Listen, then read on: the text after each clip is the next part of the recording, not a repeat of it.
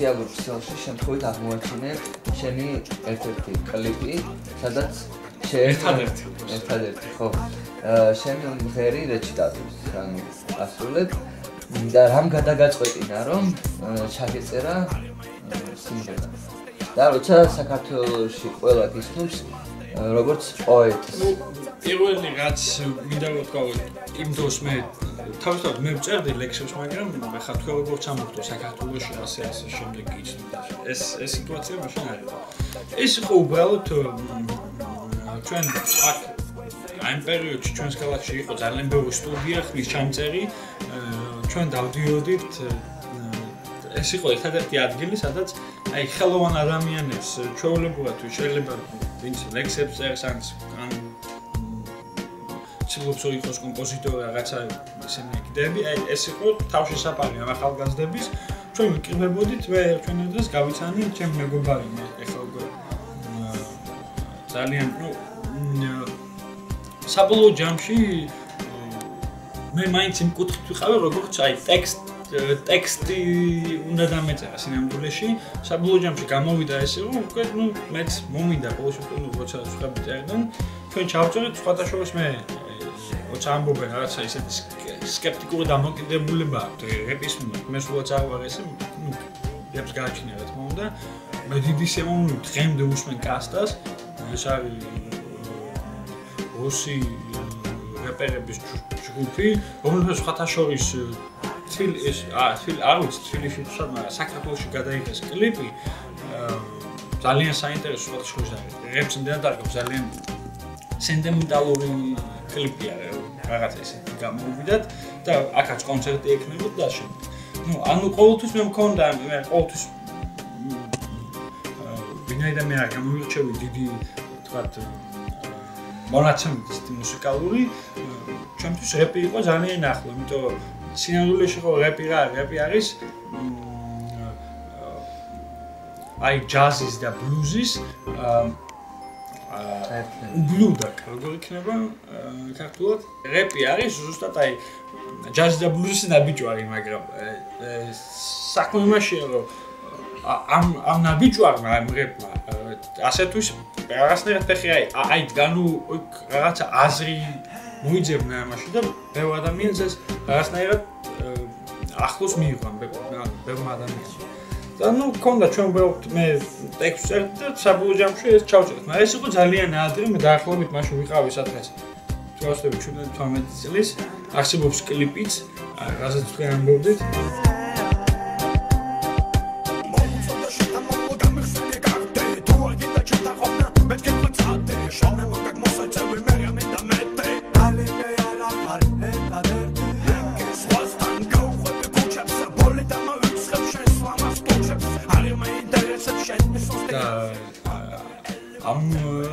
კლიპში ხო მე ვამბობ ერთ-ერთ ძირითად რეჩიტატივს ეს ახლა ძალიან ისე ჟღერს და ისე სხვებისთვის ისე ჟღერს და ისეთი თითქოს და მიგონა ჩემთვის არანაირად მე ახლა დიდი სიამოვნებით თუ იქნება ვთქვათ ამის ჩემ მეგობრები დღემდე აკეთებენ დღემდე ქმნიან მაგალითად ქუთაისში არიან თუნდაც ეს თქვენ აი შენს ბავშვობაში იქნებოდა ზებნილები ჯერონი მასჩენ ეს ბიჭები ეხლა აკეთებენ მაგრამ ეხლა აკეთებ ეს იყო კომერციული გააქვთ რაღაც ასეთ მაგრამ ეხლა აკეთებენ ძალიან სერიოზულ რაღაცებს ნუ ამ დარგში რა თქმა უნდა და მე ბუნებით არ ვარ ესეთი რომ თქო ეს თქვათ ეს აღარ ის საქმე გასაკეთებელია და როგორც თვითონ ამბობს არ ვარ აქედან გადასაგდები ციკლით და მე ვფიქრობ ეს არის ერთ-ერთი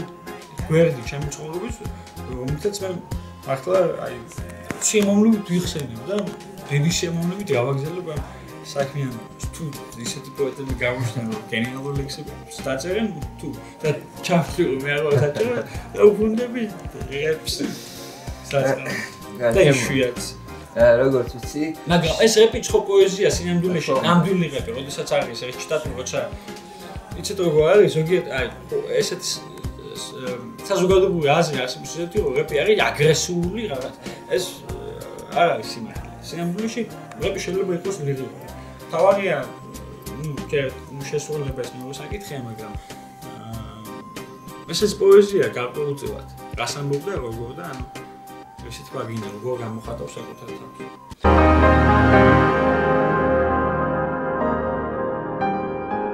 თემურ, როგორც ვიცი, შენ ხარ აფხაზეთიდან და როგორ გახსოვს აფხაზეთი? აფხაზეთი მე ძალიან კარგად მახსოვს, იმიტომ რომ მე ომის მერეც ძალიან ხშირად ბავშვი ეხლა არა, მაგრამ რამოდენიც მე ვიყავი, დავდიოდი.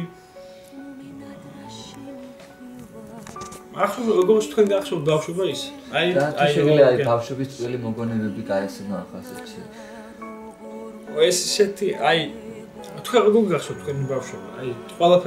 ყველაფერი ძალიან მიუწვდომელი, შორეული, სენტიმენტალური და ასე შემდეგ. ხო, იგივე შეგრძნება მეუქლება მეც. ეხლა რამდენად საინტერესო იყო ეს მე ვესაკითხე. ნუ კი ჩვენ ომმა ვთქვა ჩვენ ბავშვობას რაღაცნაირად შეუშალა ხელი ხო ესეთი კაი ბავშვობა. ნუ მე არ უჩვენ ჩვენ ბავშვობას მე ძალიან კარგი. თემურ, ანუ შენ აფხაზეთში წამყვეტი, ანუ არის ასეთი ერთი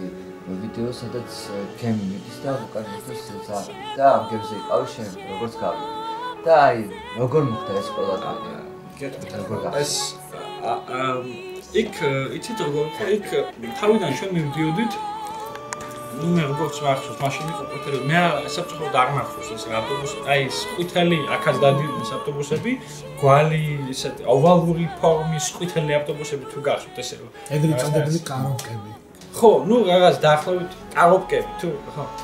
და მაშინ მივიდით ჩვენ აეროპორტში სადაც ეს თვითონავი სადაც ბავშვები დაეყრდნოდნენ და იქ მივიდით გაგვაჩერეს გვითხრეს რომ ჩვენავი მოკლე ჩამოვარდა, იქ რაღაც ტრაგედია მოხდა, დაგვაბრუნეს უკან. უბრალოდ ჩვენ ისეთ სიტუაციაში აღმოჩნდა, იქ ვერ მიუსწარით. ეს თვითონავი გაფრინდა და ჩამოვარდა. მე რაკეტობისას ვერ მიუსწარით პირველ გემს რომელიც ჩაიძირა და მე მეორე გემით გადმოვედით ჩვენ. და ის ძაღლი ამ ფაქტურად გადარჩი ორდი. აი, ეხლა გადაუჩი, ანუ გამოვედი, ანუ იქ ხო, იქ მარტო მე ხო არ ვიყავი, ხალხი რომელიც მართლა ნუ გადაახშენ როგორ, ნუ ეს არ არის სასწაული, ეს ომია და ომში ზოგიერთი გადარჩება, ზოგიერთი არა. და შემდეგ. საინტერესო იყო ესეთი რაღაცა, იქ აი აუცი თქვენ თვითონ საინტერესო იქნება, მაგრამ როცა მივიდით, მე ყავს ძმა, ჩემზე უფრო 3 წელით, რომელიც არ ვიცი რა ყოფილიყო ეხლა როგორ იქნება და ყველაფერს შემეხმარება ისეთი და პატარები რო ვიყავით იქ არ შეიძლება არავის არ შეეძლო თქვა გადასულიყო ან და ეუმა ან რატომ მიდიხარ და შემდეგ და ამ კაცმა ვთხოვა უბრალოდ მე ბებია-ჩემს მივყავდი და ვთხოვა რომ ისა რომ გამიშვანო გემზე იმიტომ რომ თითქოს აი ეს იქნება ჩემი შვილი და ნუ დავთხოვთ რა თქმა დათანხმდა რა თქმა უნდა რომ ეს და თითქოს ცოლი დაეღუპა და შეიძლება მართლა დაეღუპა ცოლი მაგრამ იქ სჭირდებოდა ანუ კიცებულება რომ რატომ მიდიხარ ან რაღაც დაგეყენებდნენ დაგაკავდნენ დაგაბრუნდნენ უკან და ამიყვანა ზევით ეს მახსოვს რომ პროექტ მახსოვს რომ მელოდი იყო და ძალიან შოქს იყო ზღვა ხევიდა უყურებდი გემბანი ბალნარეს კი ბალნარეს გემბანი ну დაახლოებით გაფსარავთ და ამან იმაზე უთხრა რომ ეს მე ნუ ცოლი დამეყუპა და შვილი დამჩა და უნდა წავიყვანო და ნუ ეს კაცი მე ყოველში ნუ ესე გამომდის რომ მე ამით დღემდეც მართლაც აი შეიძლება ცოტა ისე ჟღერდეს მაგრამ მე ამით ვამაყობ რომ მე ეს ადამიანი გამოდის რომ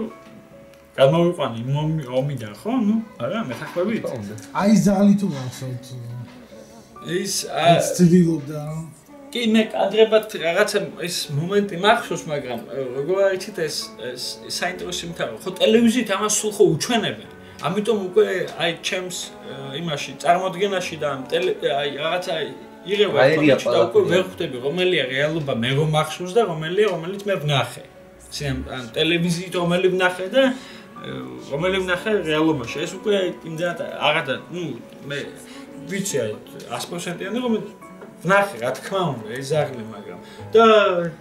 უყურებდი ამ ზაღს მაგრამ აი ამის მე როცა ამას სულ ატრიალებენ ეს უკვე ნეათ აირია რომ უკვე ვერ ხვდები ჩემ მოგონებებში რომელია ტელევიზიიდან რომელია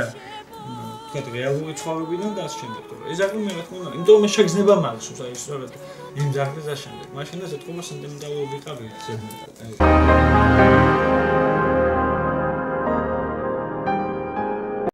თემურ როგორც ვიცი შენ ხარ ქართულ-აფხაზური ოჯახის შვილი და დღესაც შენი დედაშენი არის აფხაზეთში დედა ჩემი არის აფხაზი ცხოვრობს სოხუმში ტელეფონით გვაქვს ხანდახან ჩამოდის ну რაღაცნაირად შეიძლება დაგვარად ცდილობს რომ დაგვეხმაროს რაღაცნაირად ჩვენ გვაწყენდა მე და ჩემს ოჯახს და ხონუ დადის ისეთ ახლა რთული ახლა იმისთვის ძალიან რთულია მიუხედავად იმისა რომ იყო ომი ვთქვა და მამაჩემი იყო ქართული ამის გამო რანაირ კონფლიქტი არ შექმნიდა თქო ეს გამოწვევა სხვა რაღაცის გამო ყოველთვის იყო ახლა ოჯახებში ხო კონფლიქტი მე ეთქობა ეს მე არც მახსოვს ნორმალურად იცით აი არც ვიცი ეს როგორ შეიქმნა როგორ დაინგა არ ვიცი მაგრამ ნუ გვიყავს რა თქმა უნდა გვეხმარება ძალიან ბევრს ნუ შეიძლება დაგვარად გვეხმარება თემურაში და ნუ ვეკავთ საუბრობთ იმიტომ რომ მე არა ვარ იმდენად სენტიმენტალური რაღაცა მაგრამ ნუ ეს დედასთან უკვე მე დედას არ მამას ვეძახე ესე უსუათ იმიტომ და თემურ რაც შენ აფხაზეთიდან გადმოხვედი იმის მერე როგორ აიწყო შენი ცხოვრება როგორ ცხოვრობდი სად როგორ გეტყვით მოკლედ როცა გადმოვიდით ჩვენ ჯერ ცხოვრობდით ნათესავებთან მამაჩემი ცხოვრობდა ნათესავებთან და ჩვენ მამაჩემთან ვიყავით და მე არანაირი სირთულე არ მიგზნია მაგრამ თქო მამაჩემი გზნობდა მიუხედავად იმისა რომ ეს ხალხი ძალიან კარგად ექცეოდა მამაჩემს ახლობლად მე ვიყნა ნათესავები ახლობლების ნათესავები კარგად ექცეოდნენ ყველანაირად მაგრამ აი ეს რთულია იცით აი სახს ოდესაც აი როგორ აგიხსნათ ოდესაც შენ დაიბადე სადღაც იცხოვე მიხვედეობით ახლობლად 30 წლამდე მე რა კარგათაც არ უნდა მოვიხსენ მაინც რაღაცნაირად ნუ და მე და ჩემს მას გვახსოვს მარტო ეს გამონათქვამი დღემდე მაგალითად ჩვენ იქ რომელიც მე ძალიან მიყვარს ის უბანი და ის ადგილი სადაც ახლა დღესაც ობიექტურად გვეძახიან ეს ის ცოცხალი ეჯები და 100 წელიანი ფუს და მოზურა მულტიკი იმიტომ რომ როცა ეს მულტფილმები როცა ახლა ჩემი შულები სულ უყურებენ ამ მულტფილმებს გადაღამე მე ყველა მულტფილმის გმირი ვიცი მაგალითად პირადად იმიტომ მე სხვა ვერაფერს ვერ უყურებ მარტო მულტფილმებს ყველაფერი ვიცი დაწყებული მემიდან SpongeBob-დან დამთავრებული რა ვიცი საათი რა გაქრე რა თქოს. Ben-10-დან და შემდეგ. და იქ მაშინ ხო სხვანაირად იყო და გვეძახდა თემოზურა მულტიკი დღემდე ასე გვეძახდნენ ხოლმე თემოზურა მულტიკი. ანუ ჩვენ მიგვიღეს რა თქმა უნდა ნათესავები იყვნენ მეგობრები იყვნენ იმიტომ რომ ჩვენთან დადიოდნენ რა თქმა უნდა იქაც სოხუმში და მაგრამ მე ხა ხვდები რომ იმისთვის რა თქმა უნდა რთული იყო. სხვის სახში ცხოვრება წლების მანძილზე სტუმრად როცა ხარ კარგია მაგრამ როცა უკვე სამუდამოდ ხარ სტუმრად ეს უკვე ძალიან რთულია და მიჯერეთ მე რა თქმა უნდა მას მე არ ვგზნობ და ვერ ვგზნობდი ამას მაგრამ ახლა ხვდები რომ ეს იყო ძალიან რთული და ამჟამად როგორ მდგომარეობაში გაქვთ საკუთარი სახლი მუშაობთ თუ როგორ არის ამას მე თუ ნებას დამთავრდ მაინც დამთავრდა გამოვტოვოთ ეს ნუ მე არა მაგრამ გობი სხვა საკითხი გადავიდეთ კარგი თემურ თქვენ იმიტომ რომ არ გამოვიდეს რომ თითქოს მე რაღაცას ვენდა რაღაცა და როგორ არა და ამასო ანუ გასაგები ხო რა თემურ რამდენი წლის იყავით როცა ოჯახი შექმნით და რამდენი შვილი ხართ მე ვიხავი მოკლედ ახლა გეტყვით ახლა 27-ის წელი მაქანა. სადღაც ანუ 6 წელი 22-ის სადღაც დაახლოებით როდესაც გავიცან ჩემი უღლი. კი. და როგორ ხდება ხოლმე, ხო, აი. უბრალოდ ეს ხო, ხსნია როგორც ეს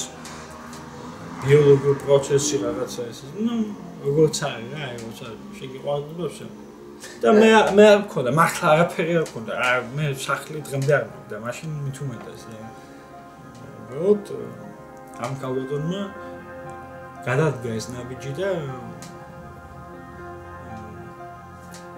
და რამე კორეის თუ ვერ გაიხსენებთ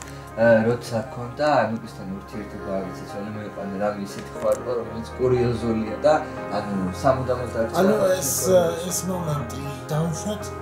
რომ შენ გადარებდნენ ერთ-ერთი სერიალის გმირს ბრაზილიური ონის სერიალის გმირს მაგრამ ეს რატო კურიოზია ვიცი ეს კურიოზია უბრალოდ გადარებდნენ და ამის გამო ყავდა ძალიან ბევრი თაბანიც აი ეგ ვიტყოდი რომ ამის გამო მყავდა მე ისედაც მყავდა ანუ ქონდა ზუსტად ისეთი ანუ ჯერ ისედაც ქონდა ეს და მე სერიალი გამომიდა და მე ვაიმე როგორ დაახლოებით ესეთი იყო ანუ ავტობუსებში მე სოფლიდან მივდიოდი ქალაქში სკოლაში და იქ იყო ლეო დაახლოებით ნუ ეს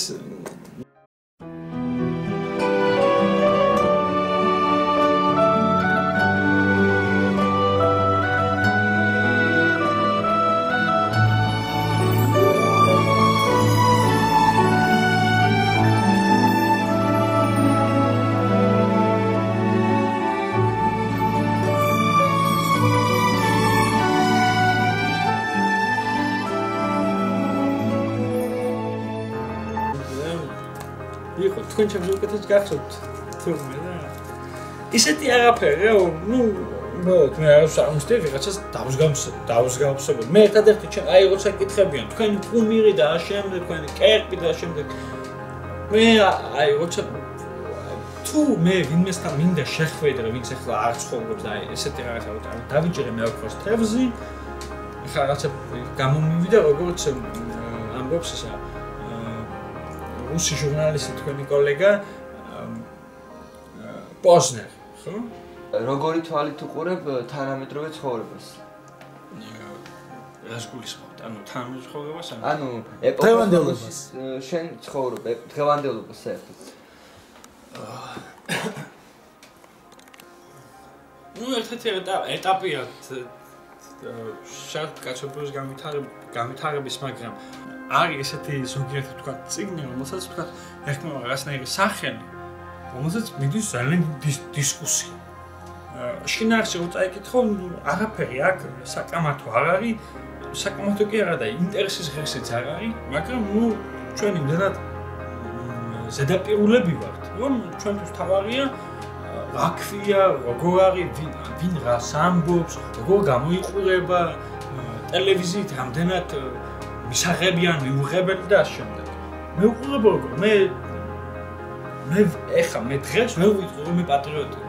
მე ეს ქვეყანა მე მძულს. მე არ შემიძლია მიყვარდეს ეს ქვეყანა, სადაც თქვენ გიყვართ ქვეყანა, სადაც ბავშვებს ქებში აგდებენ? სადაც გუდავენ? მოგწონთ? აი მეც არ მომწონს. იცით რა მე უბრალოდ არავის ისეთი შეიძლება ვიღაცას გავშლის ისეთი ისე რომ ვინ გეუბნა წარცადაც გინდა ხო დიდი შემომი წავიდოთ და აქ არ ვიცხოვრებთ მე არ მინდა ესეთ ქვეყანაში ცხოვრება მე არ შემიძლია ეს სადღეგრძელოები საქართველოზე ეს სადღეგრძელოები შიშრების რომელიც საქმე ზოგადად მე რომ სადღაც აღებიან და სადღაც ჯდებიან და ჩუმად სადღაც იმალებიან